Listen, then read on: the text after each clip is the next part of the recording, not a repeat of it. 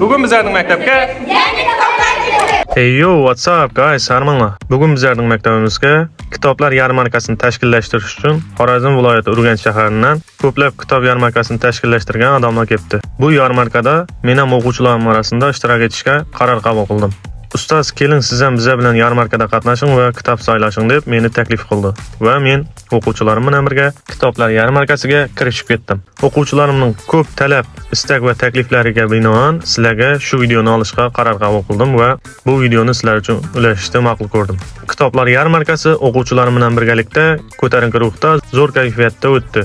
Video yoqqan bo'lsa, kommentariyada fikrlar qoldiring, like bosing va videoni kitob o'qiydigan tanishlaringizga jo'natib qo'ying. Keyingi videolarda ko'rishguncha sog' salomat bo'ling. Aytgancha, hurmatli ota-onalar, farzandlaringizga har oy ingliz tilidan bir dona kitob apirishingizni tavsiya qilamiz. Sababi bu yarmarkada har bir tanlagan ingliz tili kitobingiz 10 ming so'm ekan. Farzandlaringiz chet tillarini o'rgansa, kelajagi buyuk bo'ladi. Agar videomiz sizgacha yetib borib, sizga yoqqan bo'lsa, bizlar siz uchun quvonchdamiz.